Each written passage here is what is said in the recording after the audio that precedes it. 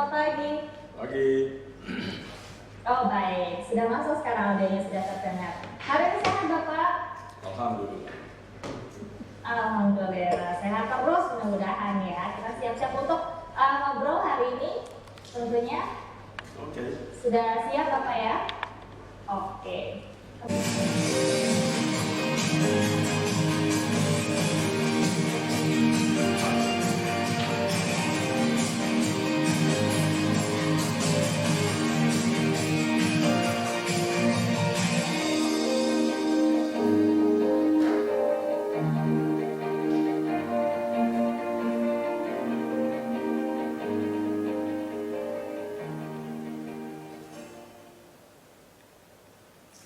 Halo pemirsa Siang Tempo, salam jumpa, salam sehat, berjumpa kembali bersama saya Dewi Jihan di program kesayangan kita, tentunya Teras Negeri.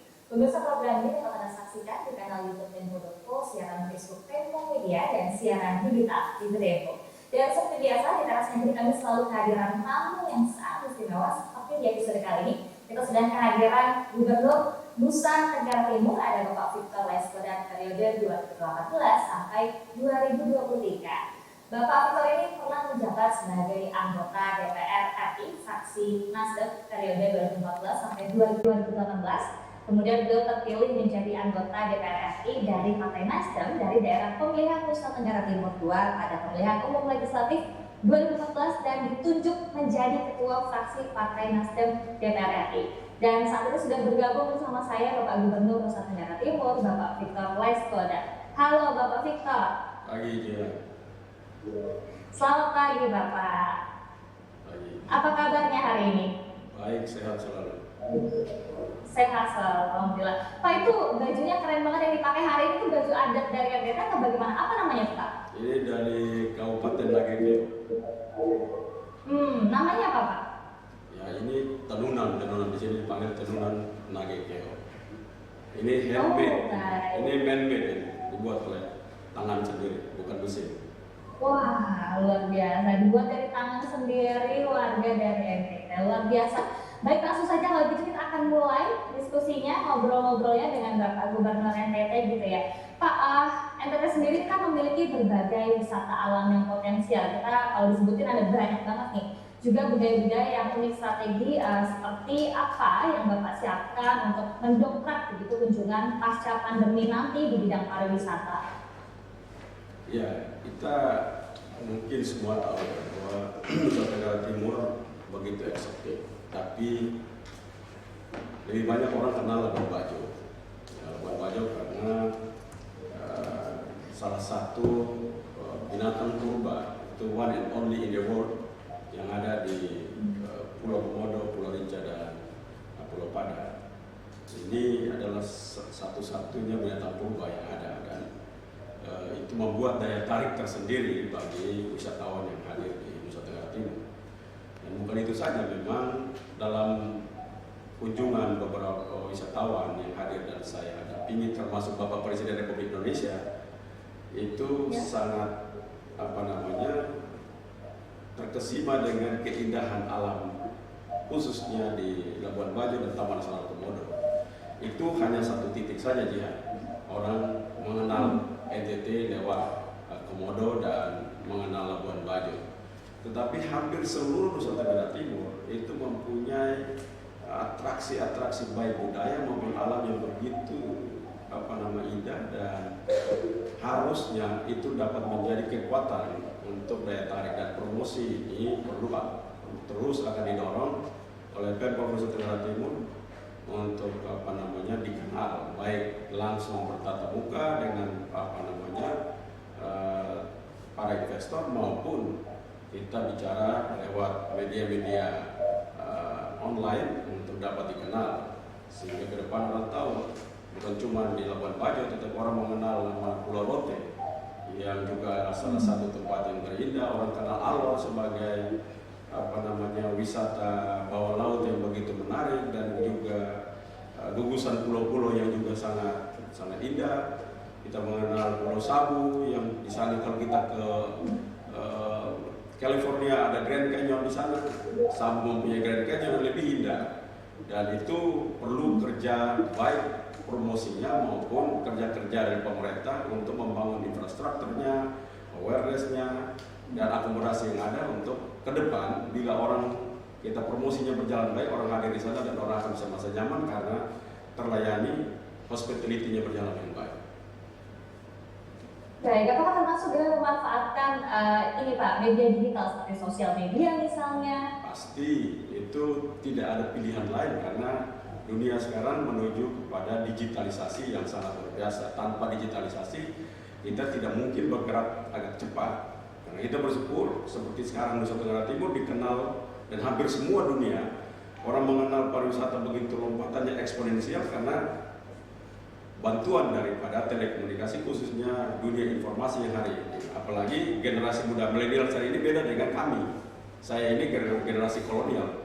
Generasi milenial hari ini mereka bangganya apabila mereka pergi di suatu tempat yang belum ada orang datang, mereka akan posting indahnya tempat ini. Itu zaman sekarang seperti itu. Karena itulah maka pariwisata sebagai kekuatan ekonomi yang eksponensial nantinya. Walaupun hari ini kita COVID dan akan menjadi pelambatan-pelambatan, bahkan ada yang stop, tapi itu bukan akan menyebabkan pariwisata itu akan mati. Dia hanya berhenti sesaat. Setelah itu akan melompat eksponensial, akan datang sekali lagi.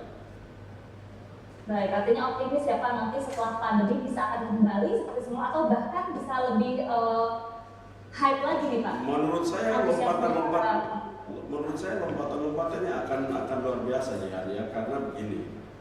Situasi sekarang semua orang akan stres di rumah, orang akan menunggu dan banyak sekali di dunia ini kan orang kaya yang super kaya, mulai menengah sampai yang paling kaya raya itu dari 7 miliar manusia di dunia ini ada 3 miliar manusia yang super kaya, mulai dari menengah sampai dengan yang paling kaya itu ada 3 miliar manusia.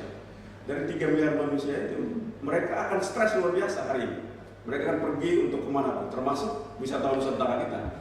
Kita juga mempunyai kekuatan pada wisatawan Nusantara kita. Tetapi kalau kita lihat persentase kunjungan, maka wisatawan Nusantara kita lebih tertarik keluar dibandingkan di dalam negerinya sendiri. Karena itu kecintaan Indonesia terhadap eksotik daerahnya itu menurut saya belum sekuat di Jepang umpamanya. Kalau kita ke Jepang kita lihat antrian orang untuk menonton ataupun melihat wisata, tempat-tempat wisata itu mayoritas orang Jepang. Nah ini terbalik dari kita. Kita tidak lagi, kita pergi keluar, kita tidak menikmati, kita tidak menjadi kekuatan market kita sendiri. Dan menurut saya gerakan Pak Menteri hari ini untuk mendorong agar Indonesia mencintai keindahan alamnya, keindahan budayanya, itu menjadi sebuah gerakan marketing yang hebat untuk kita kembali mencintai diri kita sendiri.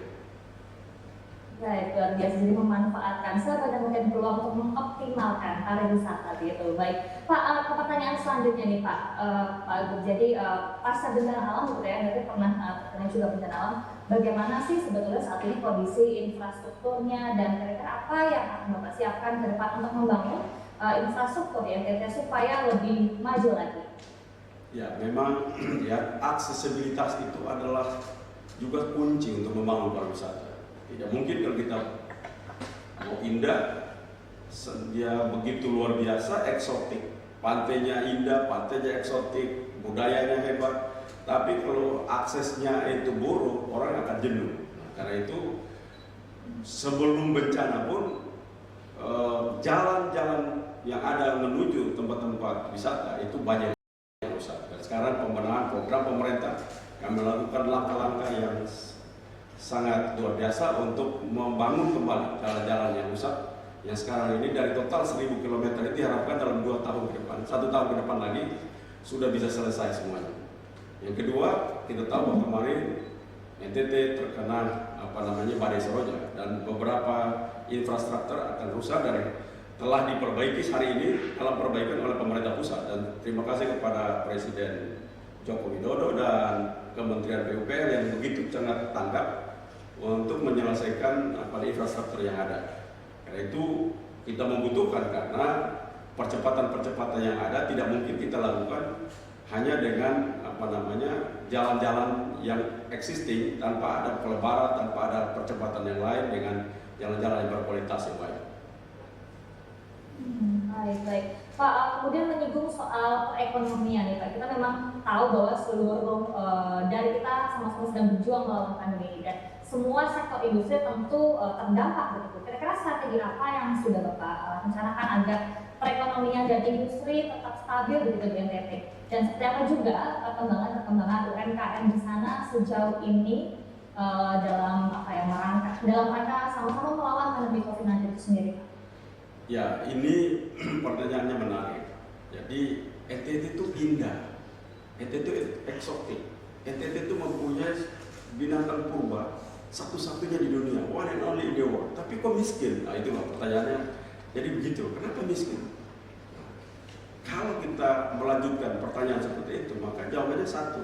Karena kita lihat supply chains Nusa Tenggara Timur itu lebih banyak ke Pulau Jawa. Belanja provinsi ini ke Jawa Timur per tahun itu bisa nyampe 12 triliun, ke Jakarta bisa 13 triliun. Itu menunjukkan bahwa supply chain-nya begitu tergantung dari luar. Semua daerah yang ketergantungannya segitu besar, dia tidak akan bertumbuh, dia tidak akan menjadi daerah yang makmur, yang itu akan menjadi backwash, membuat ekonominya tergerus. Dan itulah NTT hari ini. Karena itu kita harus bangun supply chain-nya, pertaniannya harus dibangun, peternakannya harus dibangun. Kita tahu bahwa Indonesia itu impor daging, dan itu harusnya dapat dipenuhi oleh Nusa Tenggara Timur. Seluruh hotel-hotel yang bagus, resort-resort mewah, itu dagingnya daging impor. Harusnya kalau di NTT nanti itu sekarang dibangun resort-resort mewah seperti Nihi, itu per malam paling murah kita nginap 15 juta rupiah, paling murah, yang paling murah. Yang paling tinggi bisa 130 juta per malam.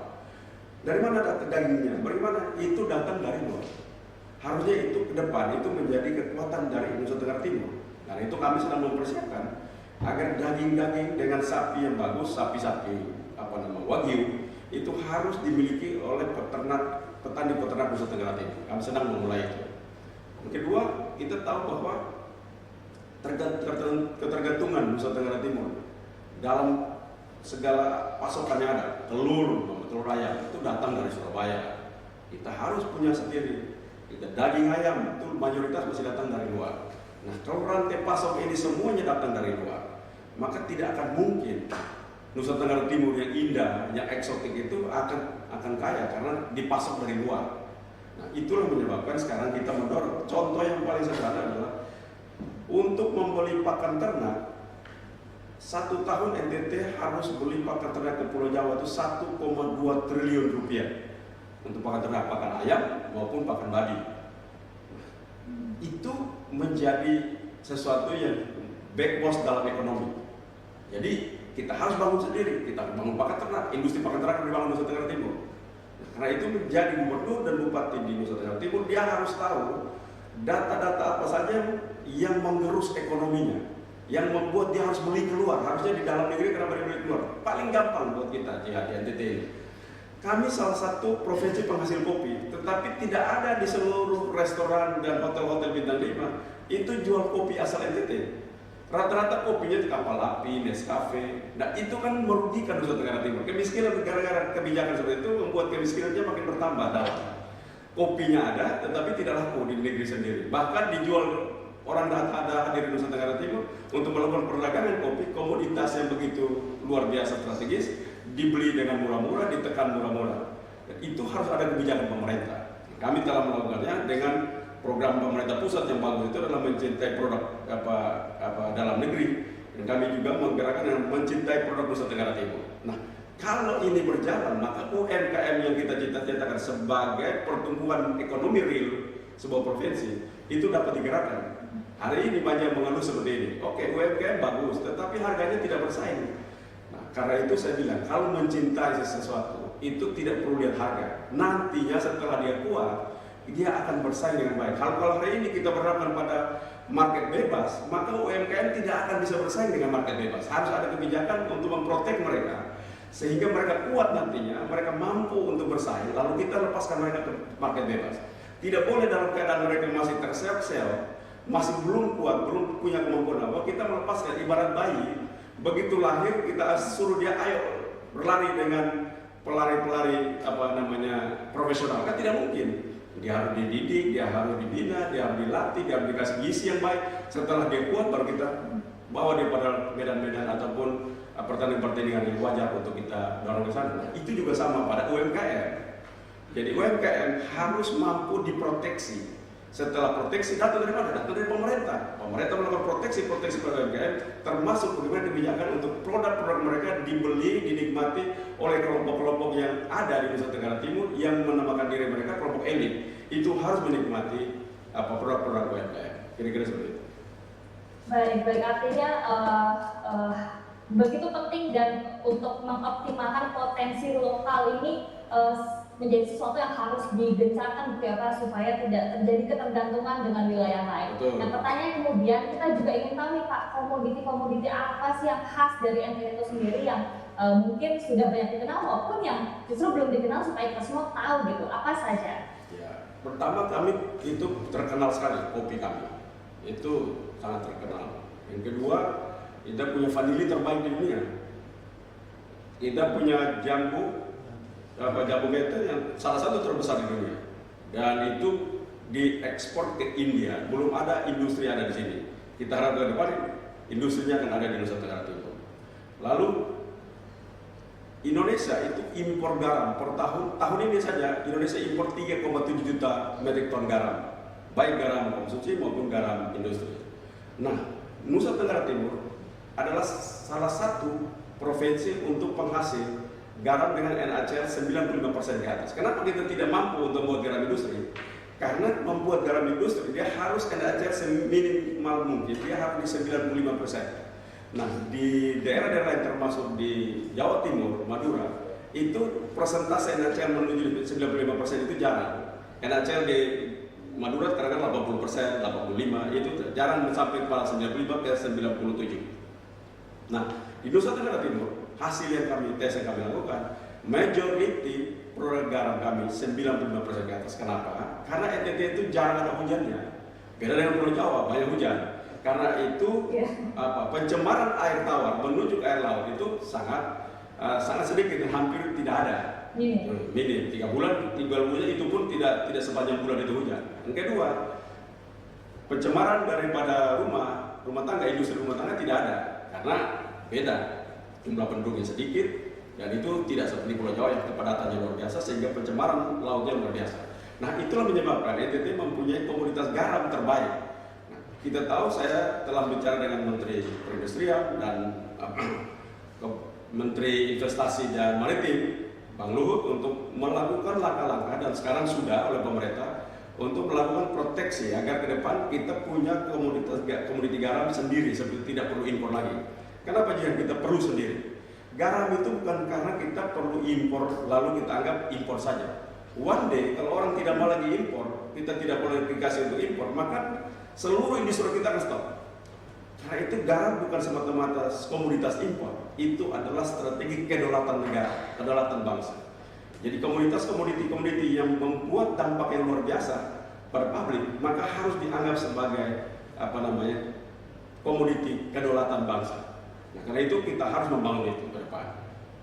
Banyak sekali kita daerah ini mempunyai kekuatan-kekuatan, keunggulan-keunggulan. Tetapi itu tadi kita perlu mendampingi masyarakat untuk mereka mampu perlahan-lahan mereka akan menjadi kekuatan ekonomi daerah ini atau menjadi penyangga juga ekonomi nasional. Baik, terima kasih sekali penjelasan Bapak Gubernur. Masih bersama saya Dea Jihan dalam program Teras Negeri bersama dengan Gubernur Nusa Tenggara Timur ada Bapak Victor Leskoda. Pemirsa, program ini dapat tersaksikan di kanal YouTube Tempo.co, Facebook Tempo Media, dan siaran digital terestrial TV Tempo. Kita akan lanjutkan diskusinya dengan Bapak Victor, Bapak Gubernur Nusa Tenggara Timur. Bapak Victor. Ya. Baik, Bapak itu kalau boleh tahu di belakang itu backgroundnya itu sepertinya kalau saya boleh nebak adalah Pulau Padar, benar nggak Pak? Kemungkinan dia udah pernah ke Padar, makanya tahu. Wah, belum sih, tapi pengen banget ke sana Pak. Doakan semoga bisa ke sana nanti di lain hari. Betul berarti ya Pak, Pulau Padar ya? Luar biasa. Baik, Pak Agung, kita akan melanjutkan lagi ngobrolnya begitu ya. Tadi kita sudah ngobrol soal perekonomian, kemudian ada UMKM, ada komoditi juga begitu. Nah, saat ini saya akan tanya soal jika sudah terbuka peluang bisnis begitu ya, kan pemerintah kemudian berharap adanya investor-investor untuk pengembangan dari wilayah-wilayah gitu. Seperti apa sih strateginya, kemudian kemudahan-kemudahan apa yang akan diberikan pemerintah untuk investasi di NTT sendiri? Ya, memang kita tahu bahwa Nusa Tenggara Timur membutuhkan investasi yang sangat banyak. Dan masalah yang paling serius bagi seorang pengusaha, seorang investor itu ada pada kepercayaan kepada pemerintahnya. Itu nomor satu dulu. Pemerintahnya itu dipercaya atau tidak. Yang kedua, perizinan. Kepercayaan itu datang dari mana? Perizinannya nomor satu. Kalau izinnya lambat, menunggu ada sesuatu pemadis dulu baru jalan, nah itu investor tidak akan mau. Jadi Nusa Tenggara Timur, perizinan kami saya minta untuk dilakukan percepatan yang luar biasa sehingga para investor tidak menunggu terlalu lama hal-hal yang berkaitan dengan perizinan yang dimaksud. Yang kedua, memang daerah Nusa Tenggara Timur ya para investor akan sangat senang karena jarang dimiliki oleh daerah-daerah lain. Contohnya kami akan masuk, banyak sekali investor ini masuk terhadap budidaya kelautan, khususnya mutiara, rumput laut, dan sekarang sudah mulai start dengan lobster. Kita harapkan dalam desain yang saya lihat oleh para investor yang masuk ke NTT, itu desain mereka akan sama seperti yang dimiliki oleh Vietnam. Itu mereka akan terus masuk dan banyak sekali investor yang masuk dalam sektor kelautan. Itu harus kita dukung terus dan memberikan pelayanan-pelayanan yang baik sehingga mereka tidak terkendala pada masalah-masalah seperti itu. Yang kedua, untuk akomodasi, kita tahu bahwa Pulau Sumba walaupun saat ini terjadi pandemi, tetapi banyak sekali investor besar yang masuk di Pulau Sumba hari ini. Jadi hampir di seluruh pantai hari ini, khususnya Sumba Barat, Sumba Timur, pembangunan resort bintang 5 terus berjalan. Di Pulau Rote juga sama. Jadi Nusa Tenggara Timur itu untuk para investor pada akomodasi, perhotelan dan resort kelas bintang 5 itu terus berjalan sampai ini. Kemarin saya baru saja meletakkan batu pertama pada pembangunan resort dan hotel bintang 5 di Labuan Bajo, terus berjalan. Ada beberapa teman yang telah menelpon untuk minta untuk meletakkan batu pertama, mereka serius dan saya bilang kalau satu letakkan batu pertama tidak boleh lama hotel itu berdiri. Nah, karena kalau berdiri cabut lagi izin. Karena itu begitu percepatan yang dilakukan. Dari Pulau Sumba, Pulau Rote, hari ini dua tempat yang tidak perlu diintervensi oleh pemerintah, tetapi biar tumbuh sendiri. Karena para investor sudah paham betul, mungkin saja karena ada nihi di sana. Mungkin itu menjadi kekuatan sehingga banyak sekali investor dari luar, dari Amerika, dari Eropa sekarang ini mereka melakukan investasi mereka besar-besaran di Pulau Sumba dan Pulau Rote hari ini. Kenapa Rote? Karena Rote juga dikenal oleh banyak kalangan di luar dan hari ini saya pun kaget sebagai orang NTT datang menjadi gubernur, saya lihat Rote itu tidak lagi seperti di Kupang. Kita melihat Rote seperti suatu daerah yang ada di luar negeri dan itu menjadi kekuatan yang hebat. Jangan sekali-sekali mampir di Rote, di Sumba, jangan ke ini. Nusa Tenggara Timur begitu. Satu pulau lagi yang menurut saya kalau ke depan, kalau itu bisa dilihat langsung oleh para investor-investor besar itu Pulau Sabu dengan Kelaba Majanya. Ya, Kelaba Majanya itu indah sekali. Batu-batu berwarna-warni seperti di Grand Canyon. Kalau Dian pernah ke Grand Canyon itu modelnya hampir sama seperti itu, tapi bedanya kami mempunyai pasir putih di bawahnya, laut yang sangat jernih dan itu tidak dimiliki di Grand Canyon. Jadi saya pikir banyak keindahan-keindahan hebat dan para investor hari ini mereka bersemangat sekali. Nah, tanggung jawab pemerintah adalah bagaimana begitu mereka ada di Nusa Tenggara Timur, mereka harus nyaman. Termasuk bagaimana tanah-tanah itu tidak lagi double, ada 2 sertifikat, ada tributan sosial. Itu tanggung jawab pemerintah sehingga mereka akan nyaman untuk berinvestasi di sana. Tidak lagi diperas. Jadi mau izinnya keluar harus segini dulu, kalau nggak ada. Itu orang tidak akan percaya pemerintahnya. Tapi kalau perizinannya lancar, hubungan gerak, kita datang bertanya apa problemnya. Karena saya beberapa kali investor yang mengalami problem sedikit, telepon saya datang ke tempatnya, saya periksa, oke, kita telepon pemerintah pusat, kalau mau berkaitan kewenangan pemerintah pusat. Kalau ada di kabupaten, kita telepon kabupaten, bupatinya kita percepat. Nah, langkah-langkah seperti itulah yang akan membuat para investor mereka akan bicara satu sama lain teman-temannya bahwa di sini tempatnya sekarang pimpinan bupatinya bagus, gubernurnya bagus, presidennya hebat. Nah, itu akan membuat orang tertarik karena orang akan datang karena alasan-alasan kepercayaan pada pemerintah. Begitu. Baik, mudah-mudahan dengan segala upaya tersebut para investor bisa cepat datangnya dan semakin tinggi tingkat kepercayaannya begitu ya Pak ya. Nah Pak Gub, saya akan berpindah nih tema ke tentang pendidikan.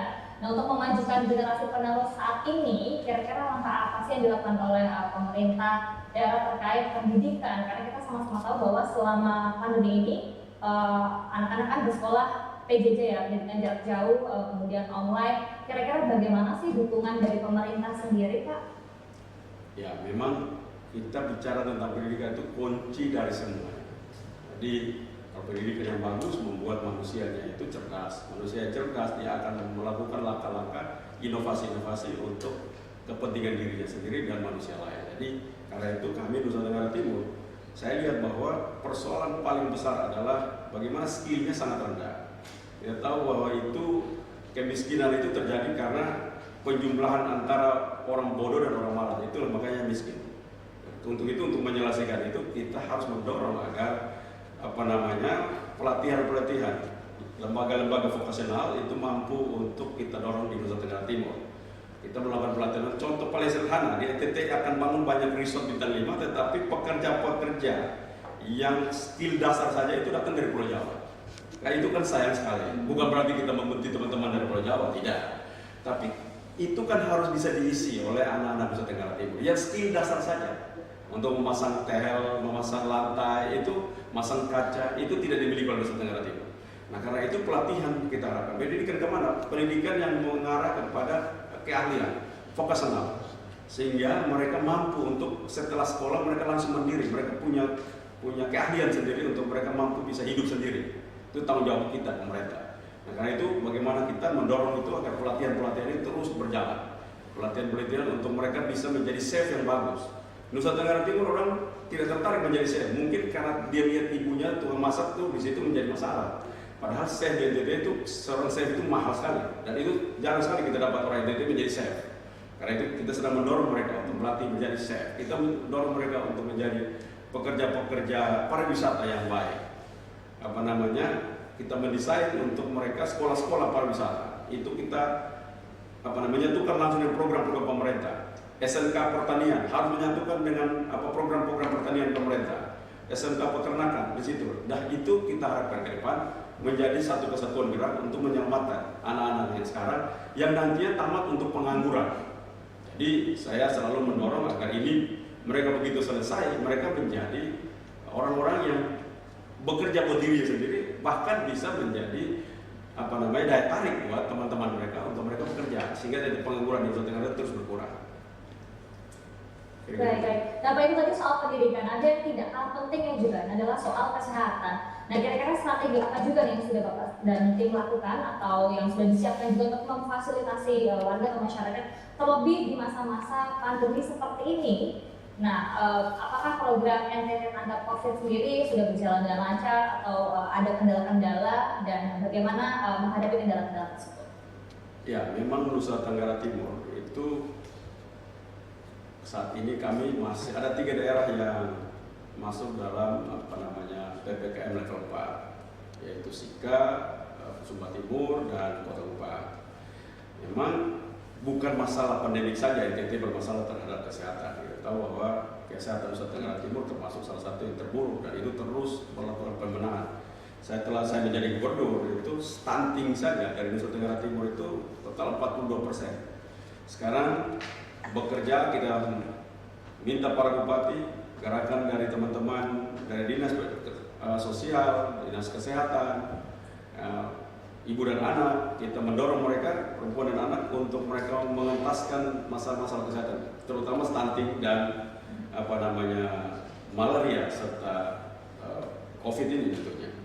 Dan kita bersyukur bahwa 2 tahun saya menjadi gubernur Nusa Tenggara Timur stunting yang 42% itu sekarang ada di 23%. Kita akan menekan terus karena Bapak Presiden membuat target secara nasional untuk 14% di 2024 penyumbang terbanyak tentu datang dari Nusa Tenggara Timur, dan itu kami sedang menekannya terus. Dan kita tahu bahwa dunia kesehatan itu bagaimana caranya membuat orang sehat tidak sakit, bukan bagaimana mengatasi orang sakit. Jadi cara berpikir orang sehat adalah bagaimana mengatur agar yang sehat tidak boleh sakit lagi. Jadi anggaran pemerintah itu harus menuju ke situ, mengatur agar yang sehat-sehat tidak boleh sakit lagi. Lalu kalau dia sakit, maka disiapkan fasilitas oleh negara untuk mereka bisa diobati. Tapi kalau mereka ternyata tidak terobati dan mereka dipanggil, dicintai oleh Yang Maha Kuasa, maka itu innalillahi wa inna ilaihi rajiun, itu kita memberikan kepada kehendak Sang Allah. Nah, itu bukan tanggung jawab kita. Jadi itu sebenarnya seperti itu. Nah, karena itu tugas negara yang diwakili oleh presiden, menteri, gubernur, bupati, wali kota, itu adalah bagaimana mendesain, khususnya saya sebagai presiden, mendesain agar masyarakat Nusa Tenggara Timur yang sehat tidak boleh sakit. Satu, sanitasinya buruk. Kita di Nusa Tenggara Timur masih ada yang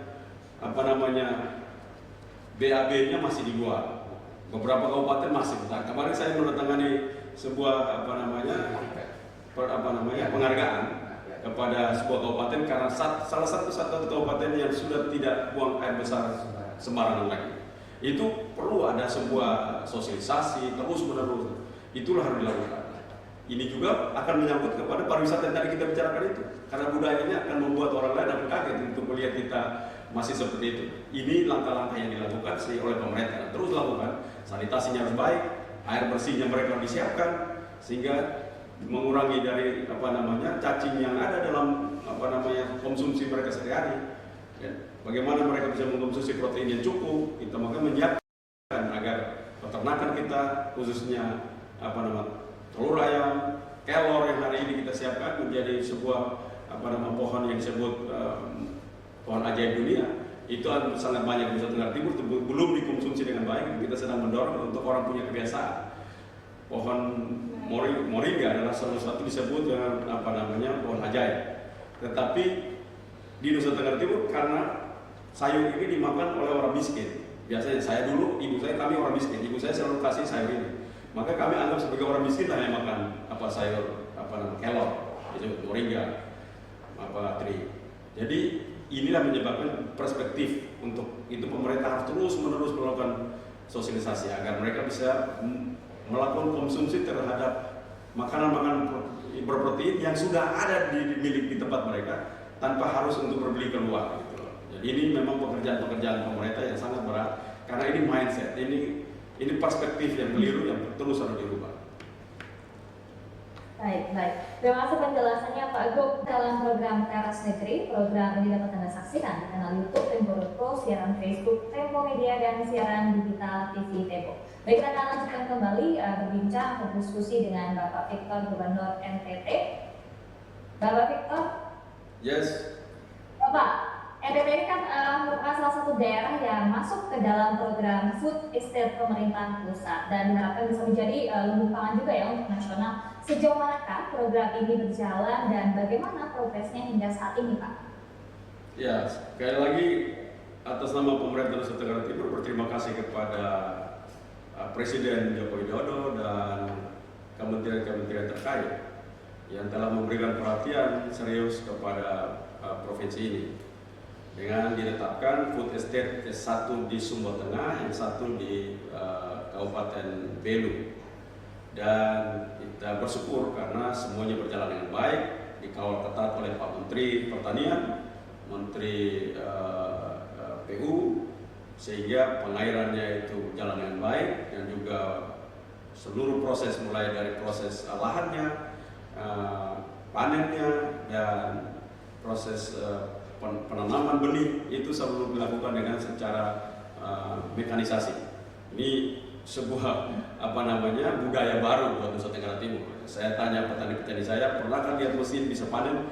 Dan ini untuk pertama kali kami melihat mesin panen, mesin tanam, dan pengolahan lahan kami pernah lihat, tetapi dua mesin lain itu kami baru belajar. Itu sebuah pendekatan budaya baru dalam pembangunan pertanian Nusa Tenggara Timur. Nah, kedua, memang Nusa Tenggara Timur itu ke depan dia harus mampu untuk mendesain seluruh air yang diberikan Tuhan pada 3 bulan itu tidak boleh pergi ke laut. Lagu di NTT tidak boleh ada lagu Bengawan Solo, air mengalir tidak pernah sampai ke laut. Itu harus lagu itu tidak boleh ada. artinya begitu. Jadi kalau air yang mengalir sampai laut maka tidak ada guna, karena dia cuma 3 bulan hujannya. Karena itu kita pemerintah provinsi telah menyiapkan program untuk kita mampu untuk menjebak air hujan dalam 3 bulan itu sebanyak-banyaknya. Mereka tidak perlu ke laut, tapi ditahan sehingga program-program pertanian lahan kering yang menjadi kekuatan Nusa Tenggara Timur itu akan mampu dikerjakan terus secara bertahap. Di NTT kita mendorong perubahan ini budaya, karena orang NTT khususnya di Pulau Timur dan Sumba itu belum terbiasa menanam 1 orang per hektar, itu belum pernah ada. Orang biasa nanam 100 meter, 500 meter, lalu mereka merasa karena cara menanam, cara berpikirnya untuk nanam untuk konsumsi mereka, bukan nanam untuk mereka akan membangun untuk penjualan, ekonomi, ya itu mereka tidak lihat itu. Dan karena itu kita mendorong program ini untuk membuat mereka akan terus melihat bahwa ternyata tidak perlu kerja kita tidak boleh kerja cuma 500 meter, 100 meter, nanti 500 atau 5.000 meter. Nah ini sedang dilakukan oleh pemerintah pusat adalah pendekatan-pendekatan budaya, bukan dari aspek pertaniannya saja, tapi aspek budayanya pun kita ikut membangun itu. Nusa Tenggara Timur sekarang menuju ke sana. Dan itulah pekerjaan harus dilakukan bertahun-tahun yang lalu. Sekaranglah itu menjadi PR buat kita, karena dan saya terima kasih kepada Presiden. Nah, kalau tanpa bantuan pemerintah pusat, NTT tidak mungkin, karena anggaran pemerintah provinsi itu sangat kecil, tidak mungkin bisa bertumbuh dengan sendirinya kalau tidak backup oleh pemerintah pusat. Karena itu bagaimana menyiapkan strategi-strategi tangkapan air yang bagus, mempunyai embung-embung, bendungan-bendungan yang sekarang didukung oleh pemerintah pusat. Bapak Presiden telah mendorong agar bendungan-bendungan begitu banyak di Nusa Tenggara Timur, embung-embung yang disiapkan. Ini adalah strategi-strategi ke depan yang akan dibangun oleh pemerintah provinsi Nusa Tenggara Timur dan seluruh bupati untuk kita mampu menjadi kekuatan ekonomi khususnya dari sektor pertanian lahan kering. Pertanian lahan kering menjadi kekuatan. Kita lihat Israel sebagai negara yang sangat airnya terbatas, tetapi dia menjadi pengekspor penghasil pertanian yang sangat luar biasa. Buah-buahan banyak datang dari Israel. Dan itu juga di Afrika yang hari ini kita lihat. Banyak negara Afrika yang dulunya kering, luar biasa, tapi hari ini mereka hijau, bahkan penghasil pertanian yang luar biasa. Nah, ini juga yang menjadi motivasi Nusa Tenggara Timur untuk menjadi kekuatan sebagai daerah penghasil pertanian lahan kering. Karena ciri khas pertanian lahan kering itu beda lahan basah. Kalau Jihan makan semangka di Jawa akan berbeda makan semangka di NTT. Kenapa? Karena di NTT panasnya luar biasa, maka dia akan mempunyai cita rasa yang berbeda seperti ada di Pulau Jawa. Itulah kekuatan daripada pertanian lahan kering, mempunyai cita rasa yang lebih hebat, lebih enak daripada daerah-daerah lahan kering, lahan basah yang seperti itu. Seperti itu, terima kasih. Baik, dan bisa tercapai. Terima kasih penjelasannya Pak Agung. Pak Agung, ini kan sudah sampai di penghujung diskusi. Sebelum saya tutup, saya ingin mendengarkan Bapak mungkin bisa menyampaikan sesuatu kesan terhadap khususnya masyarakat di Provinsi Nusa Tenggara Timur. Silakan Bapak. Ya, pertama pasti saya minta untuk semuanya taat protokol kesehatan, karena COVID ini terus hadir di tengah-tengah kita, dan lakukan vaksin. Walaupun vaksinnya masih terbatas, tetapi bila ada vaksin dari pemerintah, masyarakat diharapkan untuk berpartisipasi. Yang kedua, bahwa terus tetap semangat kepada sektor dunia usaha untuk jangan putus asa. Karena kita tahu bahwa masa depan kita tidak terlalu lama lagi akan di depan kita. 2022 ini pasti COVID ini dengan sendirinya akan melemah, karena vaksin sudah terus secara masif dan obat-obatan terus dilakukan riset, dan kita harapkan kita menemukan obat-obatan yang terbaik ke depan, sehingga COVID ini tidak lagi menjadi virus yang membahayakan, tetapi flu biasa saja ke depan, tidak terlalu lama lagi dia menjadi flu biasa. Contohnya sekarang ada teman-teman saya yang melakukan vaksin, begitu dites antibodinya 14.000, 13.000, 14.000, 10.000 antibodi. Itu menunjukkan bahwa COVID itu kena mereka menjadi flu biasa. Dan ini akan terus seperti itu, dan saya harapkan ini menjadi kekuatan kita dan harapan kita bahwa COVID ini segera berakhir. Saya meyakini dengan vaksin kita akan menatap masa depan kita, dan forecast saya paling lambat 2023 itu pariwisata akan begitu melakukan lompatan-lompatan hebat, dan kita harus siap untuk menerima tamu yang masuk dengan cara yang sangat santun, penuh senyum, dan menerima berkah yang diberikan oleh Tuhan kepada kami. Terima kasih. Baik, luar biasa, optimis sekali nih Bapak. Terima kasih sekali kami ucapkan kepada Bapak Gubernur Nusa Tenggara Timur, Victor Laiskodat atas waktu yang diberikan. Semoga kita bisa berjumpa lagi di kesempatan lainnya. Semoga juga Jihan kapan-kapan bisa berkunjung kembali ke Nusa Tenggara Timur, Pak. Ditunggu kehadiran. Dan pemirsa, terima kasih sekali sudah menyaksikan program Teras Maker ya. Kata saya Dea Jihan beserta dengan kerabat kurang bertugas pamit undur diri. Selamat siang, sampai jumpa. Bapak Gubernur, mohon ditunggu dulu Pak. Mau ngobrol sebentar saja Pak Gub. Selamat pagi Bapak. Pagi. Sebentar, saya memperkenalkan diri dulu ya Pak ya. Kebetulan saya yang berhubungan dengan para protokol Bapak. Saya Lina Suyuk dari tim bisnis development Tempo Group Pak. Kami Tempo bersinergi dengan Kementerian Parekraf Pak. Di sini kita langsung bersama dengan Pak Sandiaga Uno. Terus kita juga kerjasama dengan KBRI Singapura dengan Bapak Surya Pranoto ingin mengundang Bapak sebenarnya. Nanti mungkin surat undangannya akan kita kirimkan. Kita ingin mengundang Bapak untuk menjaga awareness potensi wisata selama pandemi Pak dengan virtual traveling. Bapak sudah pernah dengar virtual traveling Pak? Jarang dengar. Ya, jadi kalau sedikit saya informasikan juga Pak, virtual traveling ini kan, bentar ya, saya kebetulan ada sedikit insight-nya Pak. Nah, jadi virtual traveling di sini adalah kita mencoba untuk mengangkat konsep berlibur di masa pandemi seperti ini, kita menjelajahi berbagai destinasi. Nah, kemarin ngobrol juga dengan Pak Sandiaga Uno, beliau memang tertarik untuk melakukan traveling secara virtual di beberapa daerah yang memang potensinya bisa mengangkat Indonesia Pak. Nah, kita kan lagi-lagi sering banget mendengar Indonesia itu adalah Bali, Indonesia itu adalah Toba ya Pak ya. Nah, kita mencoba untuk mengangkat Indonesia ini adalah NTT. Kita concern sekali dengan potensi wisata yang Bapak tadi informasikan. Nah, di sini kita mencoba mengangkat atau mengajak Bapak untuk melakukan virtual traveling dengan Kemenparekraf bekerja sama dengan KBRI Singapura, Bapak Suryo Pratomo Pak. Nah, di sini aku berikan sedikit slide Pak. Kita mencoba untuk create awareness yang besar terhadap NTT. Nah, kita mencoba untuk berkolaborasi dengan Nusa Tenggara Timur di edisi kemerdekaan bulan Agustus sampai dengan Desember Pak. Bentuknya seperti apa? Kita mencoba untuk memviralkan NTT dengan virtual traveling. Maaf Pak, kalau kecepatan saya ikat aja nggak masalah Pak. Nah, ini adalah bentuk virtual travelingnya Pak. Jadi nanti konsepnya adalah kita mengundang secara Zoom meeting Pak dengan link dengan beberapa wisatawan mancanegara. Kami di sini dibantu oleh Pak Surya Pratomo KBRI Singapura. Nanti beliau yang akan mempromosikan baik itu secara Asia maupun lintas Eropa. Kalau semalam kita sudah melakukan dengan Kabupaten Morotai dengan Pak Beni Laos. Nah, kita mencoba untuk mengangkat daerah NTT ini Pak karena potensinya sangat besar. Kemudian kita juga mengangkat UMKM karena Pak Sandiaga Uno juga mencoba melirik beberapa daerah yang bisa kita angkat untuk meningkatkan UMKM-nya. Nah, setelah acara virtual traveling ini berlangsung, kita mencoba untuk membuat buku dari hasil traveling tersebut Pak. Buku ini nanti kita akan diskus bersama dengan beberapa pakar buku tentunya, dengan Kementerian Parekraf, tentunya dengan Pemprov NTT Pak di sini. Nah, ini adalah teras negeri yang nantinya kita akan tampilkan di YouTube Tempo.co. Di teras negeri juga nanti Bapak akan bersama dengan kepala daerah lainnya untuk mempromosikan secara bersama tentang pariwisata masing-masing daerah. Seperti ini Pak. Mungkin Bapak sudah pernah lihat ya Pak ya.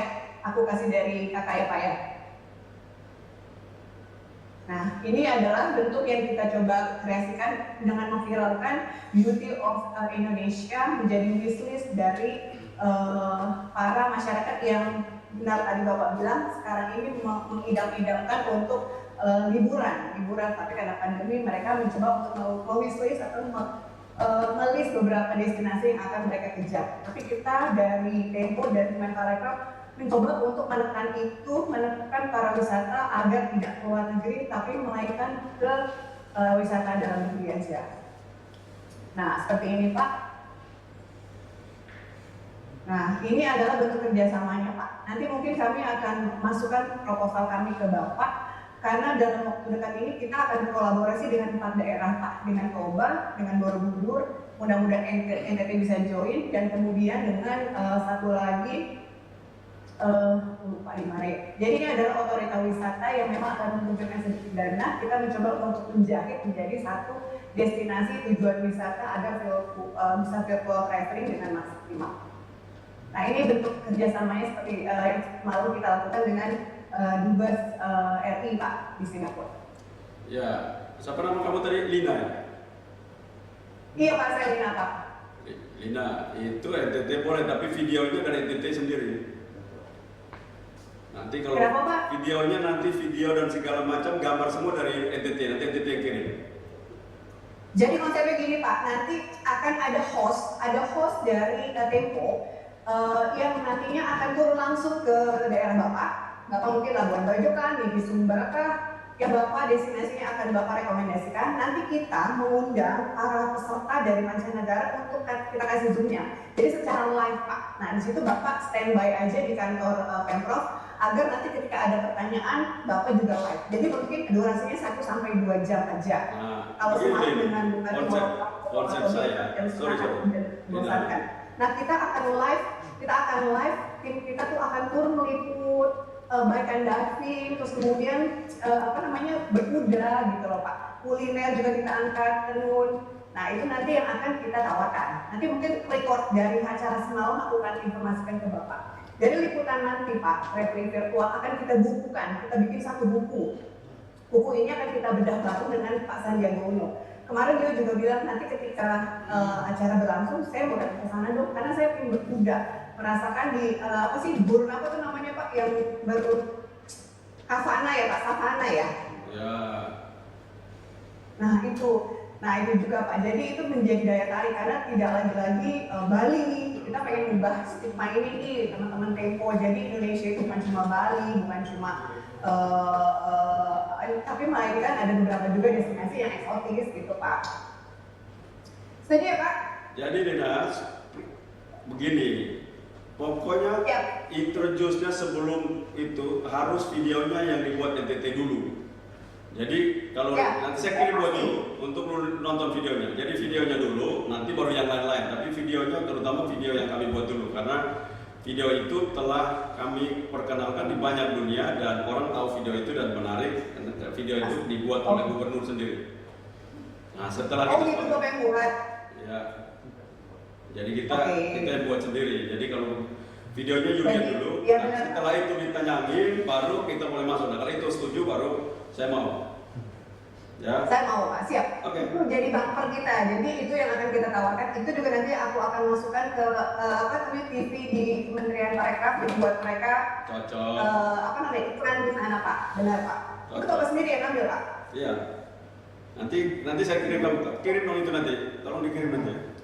Nanti dikirim ke situ. Oke, baik. Tolong dilihat itu. Siap. Menurut saya memenuhi syarat untuk ditayang.